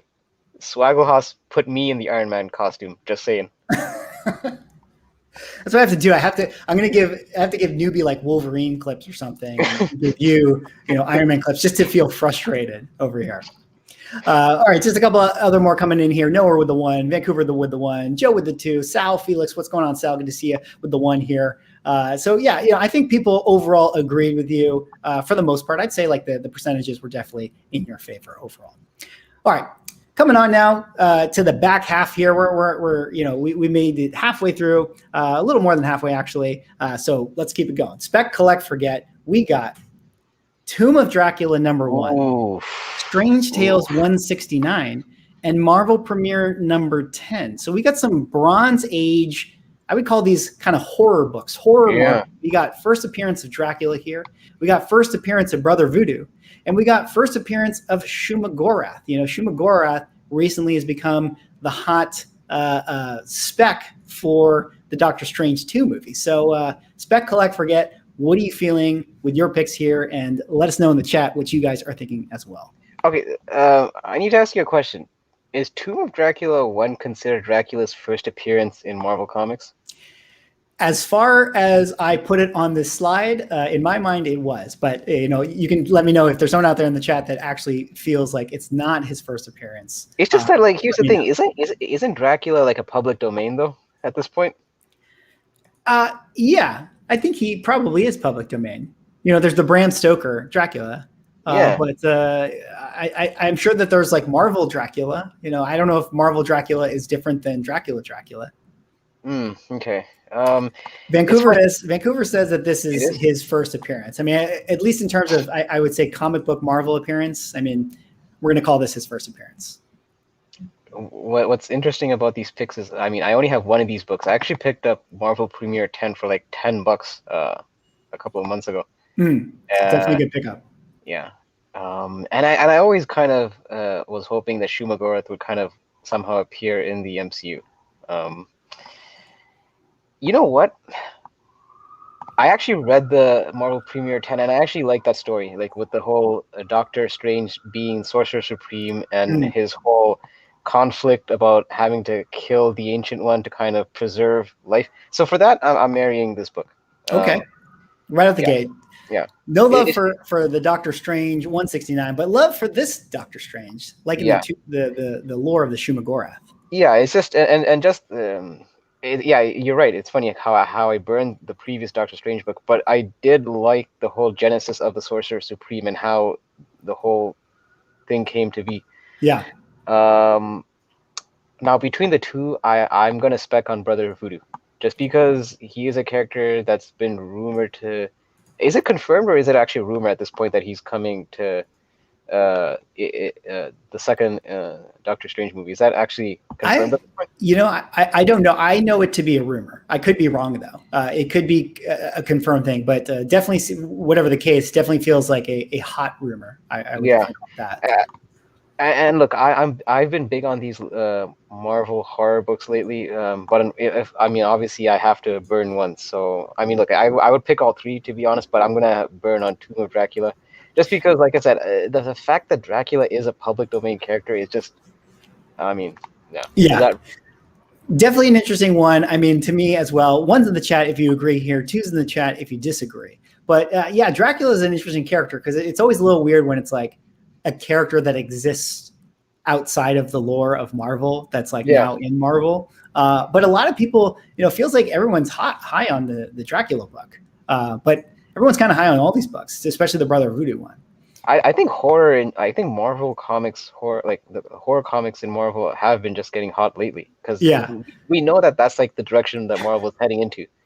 All right, well, let's see. Let's check in with the picks here. Let's see how people are feeling with your picks here. We got Empire with the 1. We got BBB with the 2. Basement Brothers, what's going on, man? With the 2 here. JM Love with the 2. Comic Uzi with the 2. Vancouver Comic Chubby with a fucking 2. Oh man, twos. No one is like. Oh, okay. We got to search one. What's going on, Myth Lab? Good to see you. 1 nowhere here. Joe with the 1. All right, so a flurry of 2s right off the bat, but some 1s coming in on the 11th hour here. But still probably a little heavy on the 2s. Maybe people were not feeling the Dracula burn. I don't know. I mean, I don't even see Newbie voting. I think he probably passed out from all the stress that I gave him tonight. So yeah, I definitely think that. But I think as people were harping on your stuff, it definitely went a little something like this. No, God! No, God, please, no! No! No! No! Not loving the burning the Tomb of Dracula. But hey, now that I know what people picked, I probably would have done the exact same thing you did, and I probably would have gotten 2s too. Because I don't know, is Dracula cool, guys? Is Dracula cool? I don't know. All right, moving on to the next round here. We got Spec, Collect, Forget. This one I'm very excited to hear you talk about. Okay, because this one is we got some superhero spec here, some superhero first appearances, maybe some of the coming superheroes to the MCU appearances here. We got Avengers number 9, Thor 165, and Journey into Mystery Annual 1. Of course, Avengers number 9 being the first appearance of Wonder Man, Thor 165 being the first appearance of him, aka Warlock, Adam Warlock, and Journey into Mystery Annual number 1 being the first appearance of Hercules. So a lot of interesting characters have not made their way into the MCU yet, but hot characters, definitely on that sort of B tier that could become A tier if the MCU does them right. Who really knows? Spec, Collect, Forget. What are you thinking here? And let us know in the chat, of course. Okay, so of the 3, I feel like Adam Warlock does have a promising future, especially that we're going more and more into the cosmic side of the MCU, as well as the horror side. But so for that reason, I will marry Thor 166. Okay. Oh, okay. Yeah, Thor with the Adam Warlock, putting the ring on it.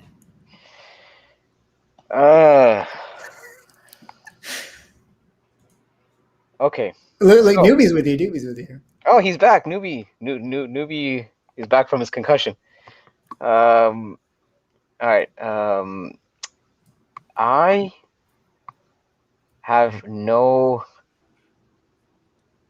affection towards this Wonder Man character. Just the name itself sounds kind of corny. Wonder Man. Okay, sure. Yeah. I will spec on Hercules. Specking on Hercules. I do feel that we will get he will come in some form in either the Guardians of the Galaxy or the future Thor movie. Yeah, for sure. So which means that you are burning Avengers number 9. Of course, chat, let us know what you think. Hyper here, he's going to marry Thor 165. He's going to spec on Journey into Mystery Annual number 1. And Avengers number 9, he's going to burn that thing. He was very, very clear. He was clairvoyant on this. He could see the code. He became the one. A little something like this.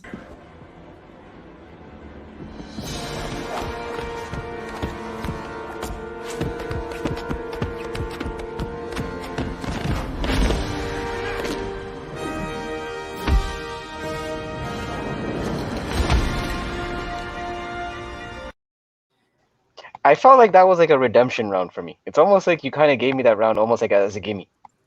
Was it? Because I think all you guys in the chat know that I'm trying to collect my Avengers, so I have my own bias. But we won't say what I would have picked here. But definitely the people here, Newbie, your boy, smartest moves you made, Comic Dude with the 1, Basement with the quadruple 1, Nowhere with the 1, 1, 1, 1, 1, 1. Not a 2 to be found. Huge 1 here from Dan. Azur's with the lull. I think that's a 1. But definitely a lot of 1s overall. This was a perfect round. Everyone was feeling your picks on this one. Or maybe Azorus was just laughing at my picks. That's why he just put an LOL. Yeah, it could have been. He couldn't even bring himself to give me a number. Could have been. But you went full Neo on that round right there. You became the 1, and it's just able to. Yeah.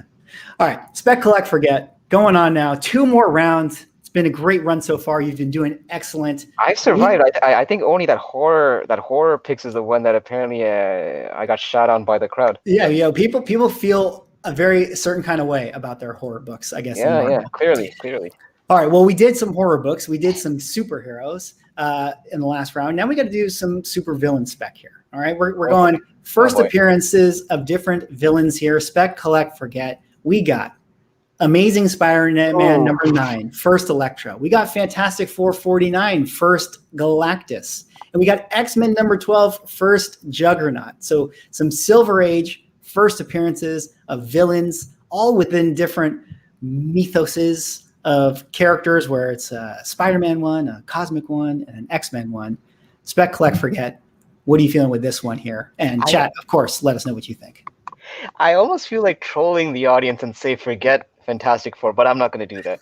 I feel like if I put forget on Fantastic Four, I'll probably be. I'll just get hate mail. Empire does this way. The Empire's just pass on this round here because he's just. I think that means that oh man, look, see nowhere bound. Oh man, he just knows that this is going to be a tough one here. This is going to be a tough one. Okay, listen. To put people's minds at ease, I will marry Fantastic Four 49. Look. Only if you want to, man. This is your wedding. This is your wedding. Okay. Listen. Even from a personal bias, I would still pick Fantastic Four 49. I just feel that when you compare the villains, Galactus is pretty much he's a world eater. Yeah, absolutely. All right. So now we're left with Electro versus Juggernaut. I told you in the beginning of the show I'm a bit more. Actually not in this show. I think in a previous show, I think we were discussing who has one of the best rogue villains. I always said that Batman. No, did I say Batman? No, Spider-Man. I thought no, Batman and Spider-Man had the best. In the show. In the show you mentioned, yeah. So and listen, I love Juggernaut. I'm partial to X-Men villains as well, but we've already kind of seen him done twice in the movies. They did him a bit better in Deadpool 2.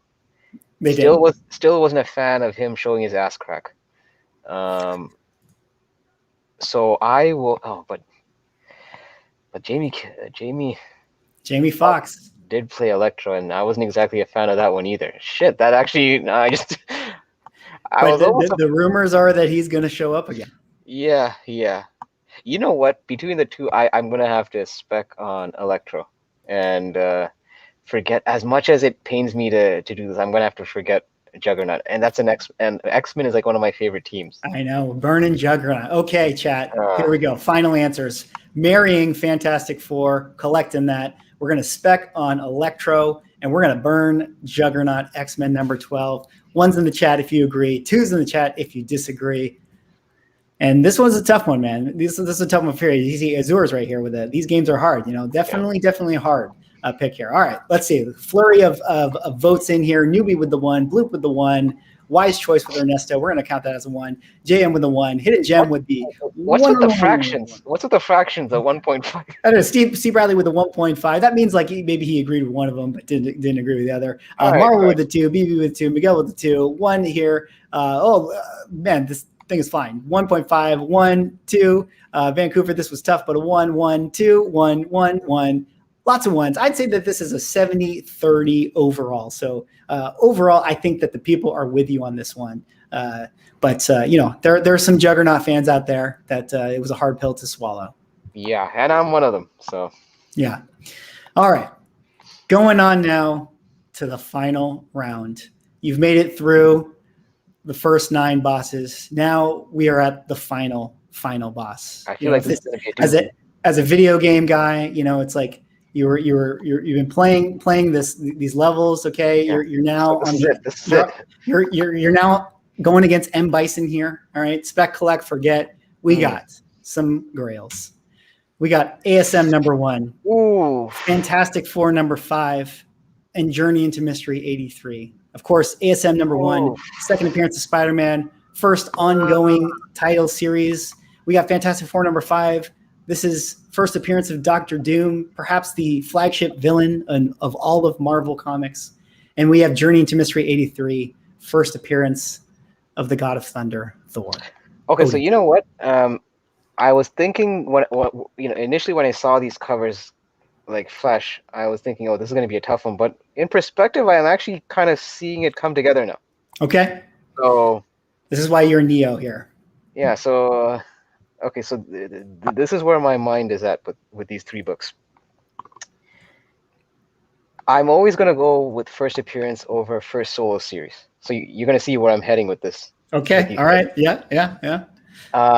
I'm going to marry Journey into Mystery 83. Oh, okay. Yeah. Listen, I love Doctor Doom as a villain, but I just think you can't, like, he's like one of the original Avengers, and yeah, and I always pick heroes over villains in these situations. Yeah, heroes over villains for sure. So definitely marry Journey to Mystery 83, and as I've alluded to, I always go with first appearances over first solo series. So it's ironic that I'm actually gonna have to burn an ASM 1, but that's where we're going with this. And also, so basically specking on Fantastic Four 5, because I also think Doctor Doom will also appear in the MCU, and he will be done right. So definitely a good bet. FF5. This is what I'm doing, guys. I'm dragging the cursor. I'm dragging it over ASM number 1. Yeah. And here we go. Look, the hate's coming. Here we go. So we are marrying Journey into Mystery 83, first appearance of Odin's Son. We are specking on Fantastic Four number 5. We're going to get that money when Doctor Doom shows up. And ASM 1, we are burning it. We don't care about the first appearance of Chameleon. All right. This is only the second appearance of Spider-Man. All right. 1's in the chat if you agree with Hyper here. 2's in the chat if you disagree. Definitely a hard one, no matter how you slice it. Mm-hmm. All right, we got 1 with Fred here, BB with the 1, SMG with a 2, Comic with the 2, Justin with a 2, Base with a 2. And wait, I just want to address one comment because someone mentioned that Thor had his moment. But see, the thing is, I'm not just looking at it only from just a movie perspective. I'm looking at it as a book that I would actually want to hold in my collection. And between the two, I just feel that, like, who am I kidding? I would want to own all 3. But obviously, if it was like a choice, I would probably lean more towards the first appearance of Thor in my collection as a long stay. Absolutely. Hyper's back. Huge one. I mean, look, you had to go against this final round. You had to go against M. Bison, the final boss. You made your picks. You defeated him. You went with Journey to Mystery, and you went a little something like this with ASM 1.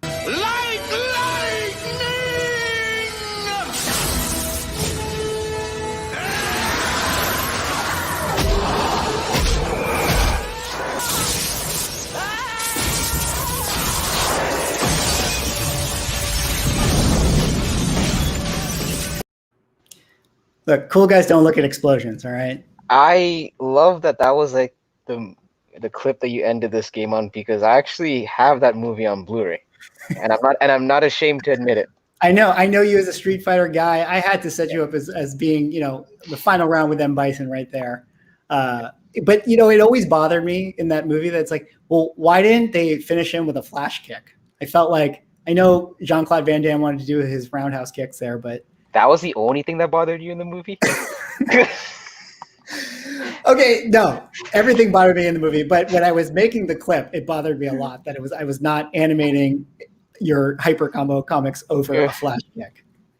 It's man, that movie is the epitome of a guilty pleasure movie. Yeah, it's great. I mean, look, it's awesome that they had as many characters as they did. I mean, I love the Vega character. Vega was always my favorite, and I thought that the Vega scene actually is pretty cool in my opinion. It's almost like they kind of did a bet on how can we fuck up these characters as much as possible and get fans pissed off. Like they made basically the sumo guy who was traditionally from Japan a Samoan cameraman, and they made they made Sagat like a turtleneck wearing henchman. Yeah. They definitely were like, oh, let's just figure out how to make all these characters relate, and it doesn't matter. We'll just have them all be, touching each other through our professions. And Guile, the all-American stereotypical dude in the game, is played by the guy with the most thickest Belgium accent. I know. So many things wrong with that movie, but so many things right at the same time. All right, we'll check it back in with the chat here just to see what they thought. The comments flew past, but overall I saw ones. Dan had the huge one. We got one here. Sal with the one. Newbie with the one. First Doom. Room for growth. Rip first. What was that here? Levy with the rip first. Because it's the first appearance of J.J. Jameson. Right. But overall, I did see a lot of people saying, like, I can't believe that I agree with you on this one, but I actually agree with you on this. It's a tough. You definitely gave me a curveball on that one. Yeah, overall, ones all around. Mm-hmm. Well, Hyper, you made it. You made it through 10 rounds. You stood in the hot seat. There were some good rounds there. I want to say thank you so much for being a sport here and playing the game Spec Collect Forget with me. I hope you guys had fun in the chat. And it was definitely a lot of fun from my perspective. Yeah, man. It was. I'll be quite honest. I didn't think I would get the chat on my site as much as as they did. To be honest, I thought I would actually irk more people than I think. Honestly, the only round that stuck out was that horror round. Yeah. I think part of the idea of like talking it through is like you gotta like sell the chat back to your pick. Right. But I mean, I think people, everyone knows it's like at the end of the day, there's kind of no wrong answers with a lot of these things. Like I try to pick books that are at least all within the same like financial, like or same around the same cost, right, or so to speak. So really, it's kind of like a preference of what you think for the characters. So right. Definitely always fun to see kind of what other people would pick as well. Yeah, for sure. Yo, Chili, what's going on, man? Late? No, you missed it, man. But hey, I'm gonna have the VOD on the replay. You'll see it. It'll be up tomorrow for sure. All right. Well, yeah, that is kind of all I really had planned. Just our Spec Collect Forget. I don't know if Hyper, you got to run or anything like that, but maybe we can do a little bit of Q&A, hang out with people in the chat for a little bit. Talking news. Yeah, I'm good to hang because I'll be working from home tomorrow, so I don't have to wake up as early as I usually do. So yeah, I'm down to hang a bit. If I don't know if anyone has any questions or definitely. If you got some Street Fighter 2 questions, here's the thing. If we get, I think I've asked you this on Newbie Show before, but if we get a Street Fighter 2 cinematic universe, right? Like how hype are you going to be for that if we get that?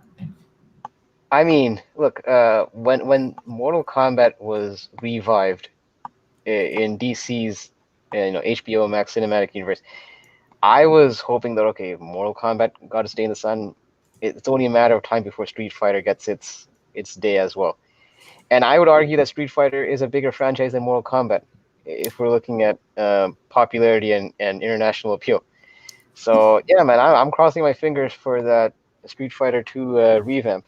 Yeah, I mean, I would agree with you. I do think that Street Fighter 2 is, if not a bigger franchise right now, I mean, certainly has more room to grow as a franchise because, I mean, Mortal Kombat, it's always going to be stuck with an R rating, and you can only be so big with an R rating. Street Fighter 2, I think they can kind of get away with being PG-13, so it has room to grow. And I feel like it's been a while since we've got that Street Fighter 2 movie. It's like actually surprising that they haven't tried to do another rendition yet. Well, the thing is, they've had little offshoot movies here and there. I mean, I know that the girl who played Lana Lang in Smallville, Kristen Krug, she kind of did a Chung Li movie. Oh, It that's was, true. Yeah, that's true.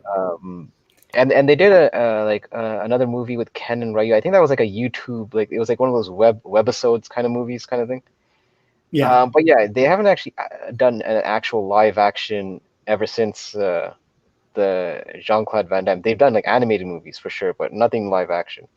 Right. So Yeah, I don't know. It'll be interesting. I feel like there will always be like a desire for Hollywood to kind of create, you know, whether it's Mortal Kombat or Street Fighter or any like property, any video game property that is popular. Like I feel like is going to get its day in the sun at some point for sure.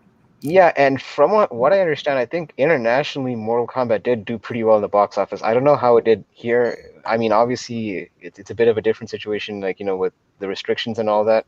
But I know that like internationally, specifically also in the Asian markets, it did do pretty well in the box office. And Yeah. that's a testament for a movie that also has an R rating, like you mentioned. Like usually R-rated movies tend to have a bit of an uphill climb when it comes to box office draws. But yeah, from what I understand, it was a success. Yeah, for sure. My video game movie Spec, I've made mention a couple of times on my channel is you know, and I know somewhere out there, your nephew will agree with you, Mr. Sith Lordley. But My nephew. yeah, Wait a minute. wait. Swag. Yeah. He's my uncle. I'm the nephew. Wait. But isn't the joke that who's ever on the stream is the uncle? Yeah, exactly. So I'm on the stream. No. So his okay. The joke is whoever's on the stream gets to assume the role of nephew. And then, okay. My bad. I messed it up. Yeah. So your uncle Sith Lordly here, he agrees with me on this my one. uncle Sith. Your uncle Sith, but my video game Spec has been the World of Warcraft franchise. I feel like they got a movie in 2016, and you know, I enjoyed it for what it was. It did really well overseas, but it didn't do too well domestically. But there was a comic book run for World of Warcraft, and that's one that I'm like been kind of sleeper sneaky buying whenever I come across those stuff because they're like $1 an issue or whatever. And so that's my like.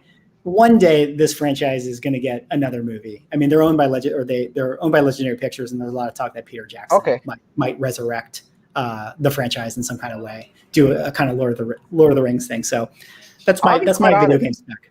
I'll be quite honest. Until you mentioned it to me right now, I completely forgot that we had a World of Warcraft movie, and then it dawned on me, oh shoot, we actually did get a World of Warcraft movie. Yeah, for sure. It's good if you like the game. I think it's definitely got problems, but could have been worse actually. The thing is, I never sunk my teeth into that game just because I know that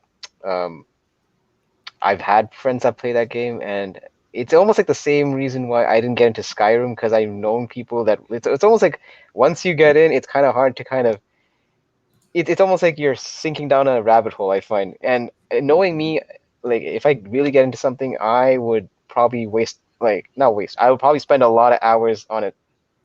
So for that reason, I kind of didn't touch World of Warcraft because I just felt like, okay, this is, this is the path I might not be ready to take. Yeah, probably for the best. All right, well, we've been going kind of an hour and 43 minutes here, so definitely had a great show. There's no question in the chat. You know, I just want to take this time again to thank everyone out there for coming on to the chat and playing Spec Collect Forget with us. Definitely super, super fun game. I'm so glad that you guys like participated in it, because obviously it wouldn't be nearly as fun if there wasn't like an interaction. So thank you guys so much for participating in that way. Swag. There is actually one question in the chat. Okay. Let's see. Trilogy here. Question for Hyper. What's the next IP to get some love? So I'm assuming he's not talking about just comics. I'm guessing just IP in general, right? Yeah, I think general. Pop Yeah, I mean, I would assume that this question is based on like what's your sleeper IP that no one is talking about yet. So we are already getting a Thundercats. Shoot, that's a tough one. Let's see.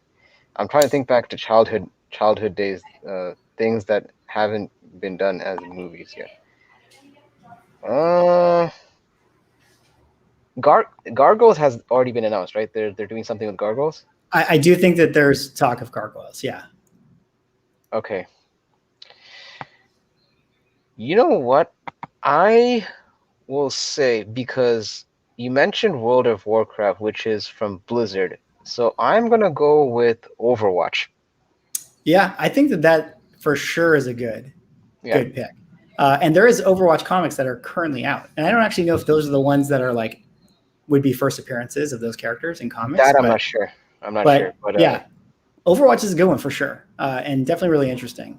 Actually, you know what? Sorry, I'm going to scratch that. Actually, I actually thought of this a few weeks ago, and I was thinking they got to make a movie out of this. I'm going to say the Far Cry series. Yeah. Oh, Far Cry is good too. Yeah.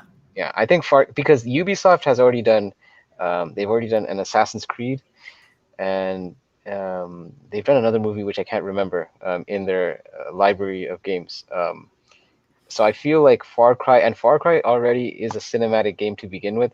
Just like Uncharted, and Uncharted is getting a movie on its own. So I feel like Far Cry will be done cinematically at some point. That's a good pick for sure. Dan's got a comment here. Please defend Hyper this Friday night, 8 a.m. PA and Tony Sanders show. Hyper's defending his title. This guy, I could use your help. Yes, thank you, Dan, for hooking me up here. I did want to say to you, Hyper, before we wrap things up here, if you could give the people, a little bit again once about you and talk about what you got coming next. I know you're going to be on a stream tomorrow night, so maybe you want to kind of plug away on that one.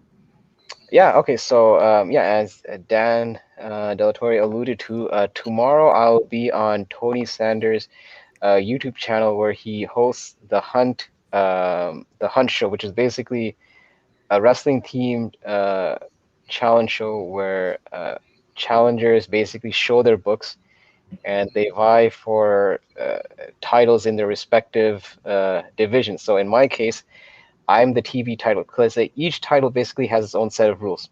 So in my case, I'm the TV title holder, and as a TV title, it's not considered a world title. So the rules is I can't show any big boy books. It has to be books that I find in the back issue, dollar bins, or like minor keys or variants. The only exception about showing, like, let's say significant keys would be if I happen to have found it in the back bin, which does happen from time to time. Like, you get lucky and then you might find, like, I was able to find like the first Thunderbolts for like $15. So yeah, so that's kind of like the parameters that my title plays under. So which plays to my advantage because I always love back bin diving. So I always bring the fire. If you guys have seen me in my previous title defenses. Yeah, so, and you're 5-time defending champion right now. Yeah, I'll be defending it. I'm 5 times. So tomorrow will be actually my 5th defense. Okay, all right. So technically, when I defend it for the 5th time, I'll be 6-time champion because I'll include the time when I actually won it plus the 5 defenses. Got it. Yeah. So I'll post the link on my IG. I'll promote it tomorrow, and it'll be at 11 p.m. Eastern. So I guess 8 p.m. Pacific, your time. Very cool. Well, once again, Hyper, thank you so much for hopping on the stream today. For those out there in the chat, thank you guys for joining us. Be sure to follow Hyper Combo Comics on Instagram. I believe you can see his handle right there in his name. I also put a link to his YouTube channel in the description if you want to go give him a sub. He's got content definitely coming up on that one for sure. Once again, Hyper, thanks again so much for coming on the show. Yeah, man, listen, I had a blast, and it was fun interacting with you and with the chat, and I will definitely need to get those clips from you and play them to my enjoyment over and over again at my leisure. Definitely. I will happily send you those clips because I spent time on making them, and there's no sense in them going to waste of course for a one-time deal. No, these must live on. Yeah. All right, guys. Thanks again so much for tuning in and for joining us here today, and we will see you in the next stream. Take care. See you guys.